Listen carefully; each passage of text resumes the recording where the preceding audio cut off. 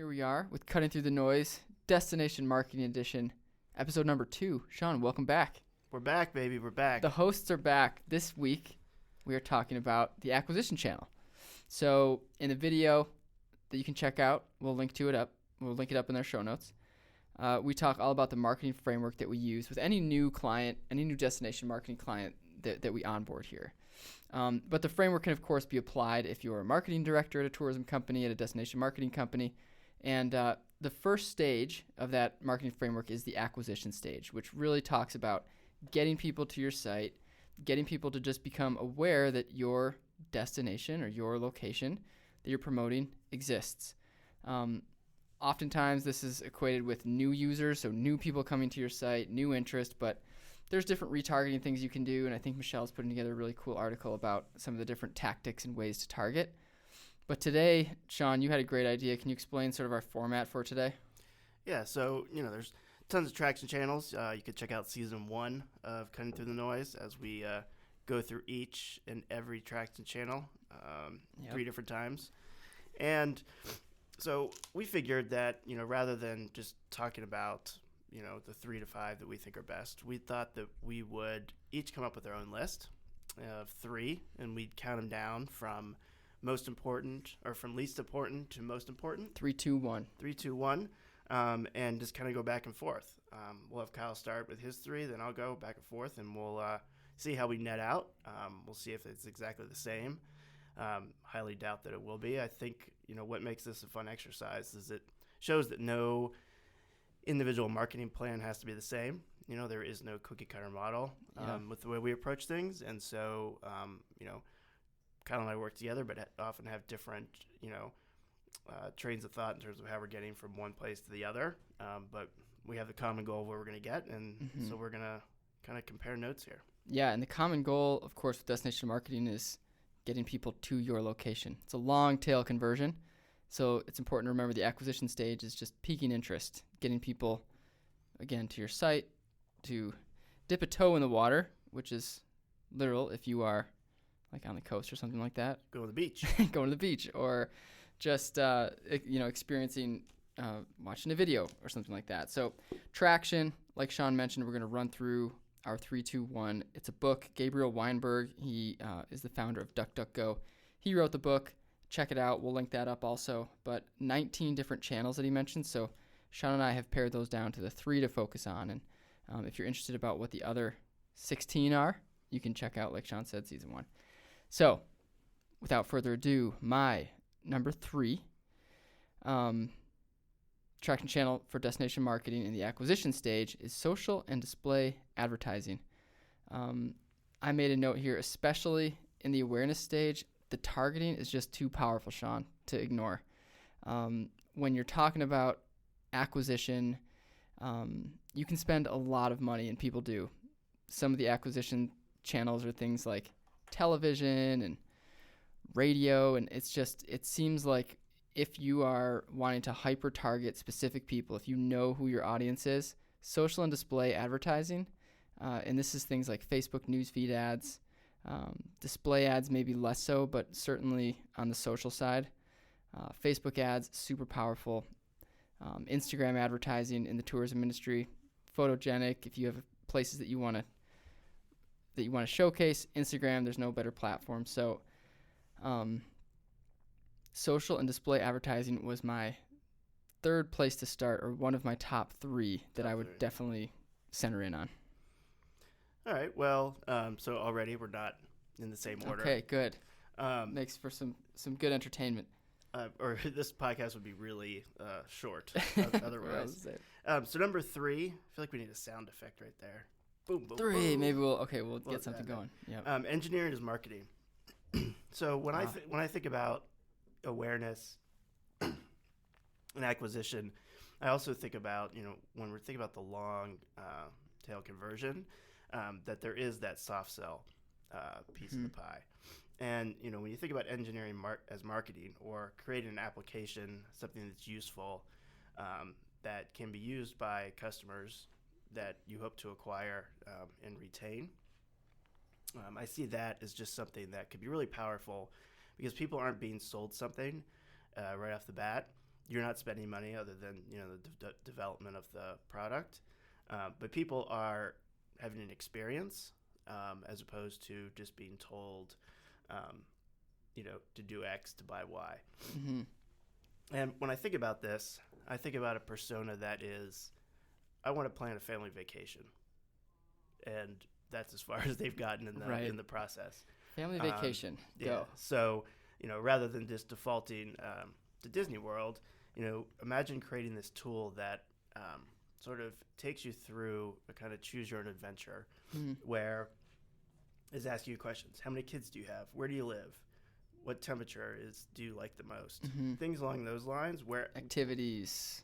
Name the last 5 places you've gone. Even budget. Exactly. What's your budget? And then all of a sudden it's going to spit out, some ideas, and gather an email address. You have them for, acquiring down the road. You've acquired them as somebody in your database. Yeah. And how valuable is that email, knowing that this is someone leaning into the planning stages? Right. They've thought about a family vacation.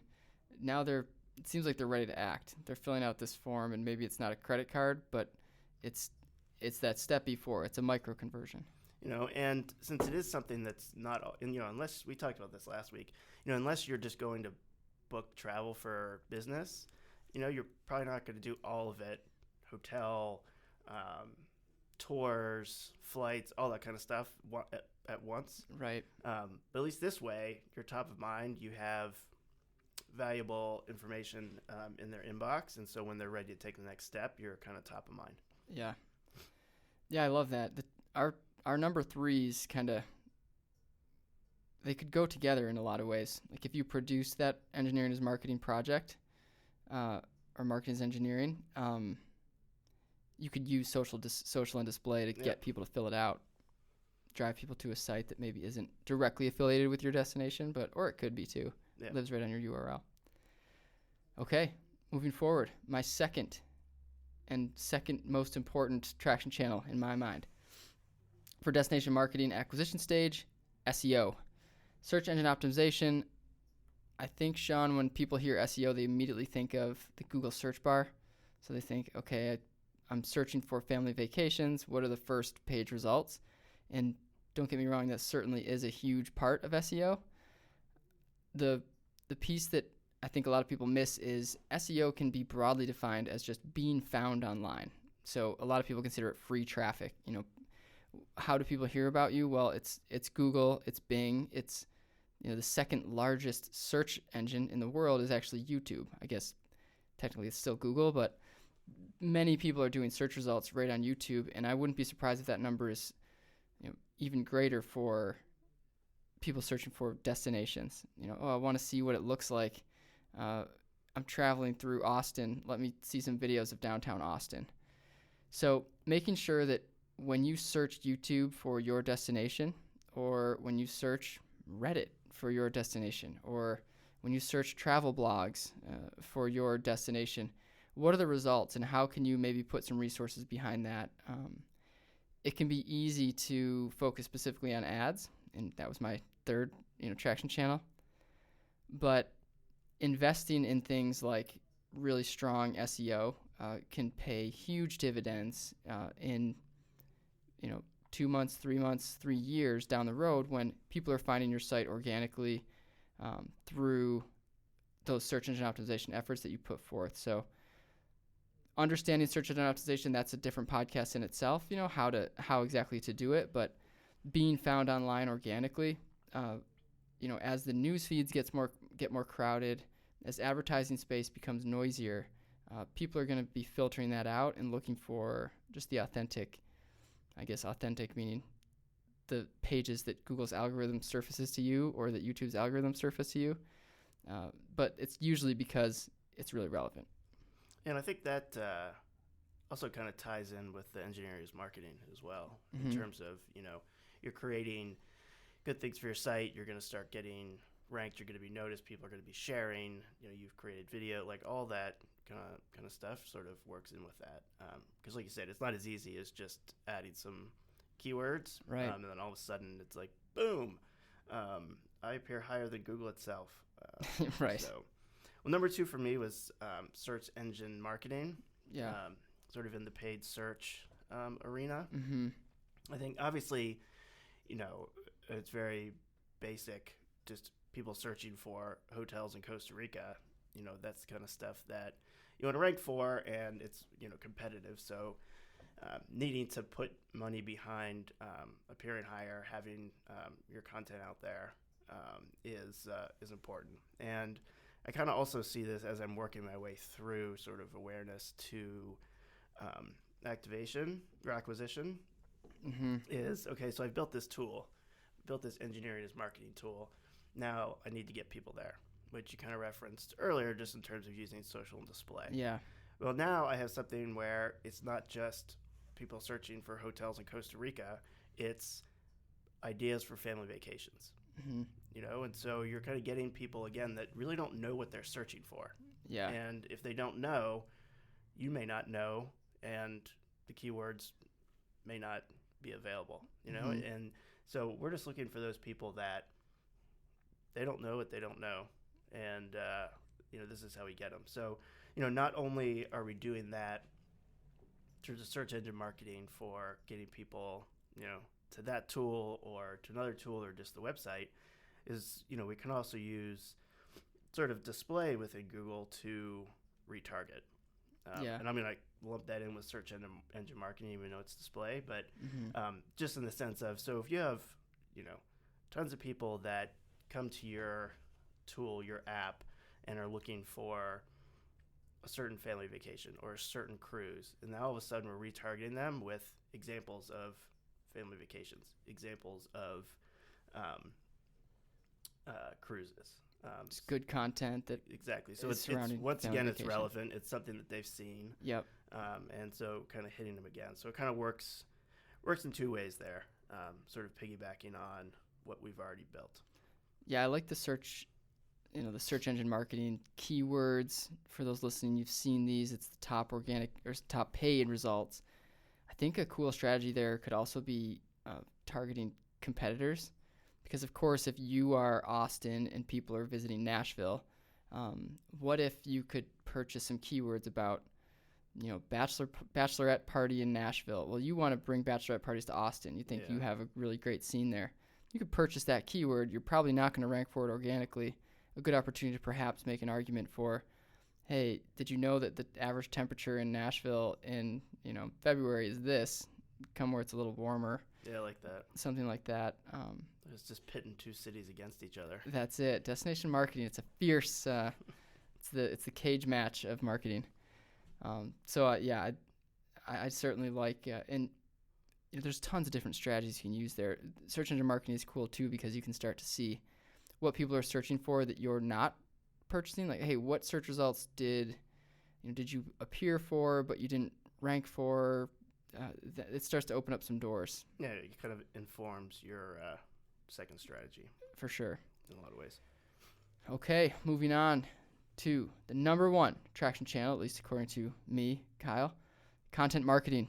To me, when you're thinking about travel, video, articles, images, these are the marketing assets that you need to have just an absolute arsenal in your, where would people store an arsenal? An arsenal in your arsenal? Warehouse. In your prepper bunker. We're in Montana, folks. Our agency is in Montana. So you need to have these assets. Again, this sort of builds on the first two that I mentioned, social and display, and then SEO. Your first traction channel, the one that you should be thinking about, is what's our overall appearance online when people, when people are doing research about us, what is the impression that they're getting, both organically, on social, if we send hard copies, it's just, so content marketing to me is really one of those blanket traction channels, encompasses a lot of them, so maybe it's cheating in a way, but, content is king. That still rings true today. It matters on social, it matters in SEO, it matters in anything you're paying to promote. I read a stat that said for every $92 spent in ads, people spend about $1 on on-site optimization. And so focusing on what is the content that you're displaying on your site. Do you have great videos? Do you have great imagery, great testimonials? I think if we search Missoula where we're located, the first few videos are like people with GoPros walking down Main Street. Like, why is everything closed right now? And like, is that really what Montana tourism wants? We can control that. You can sort of flood YouTube with great positive videos of your location.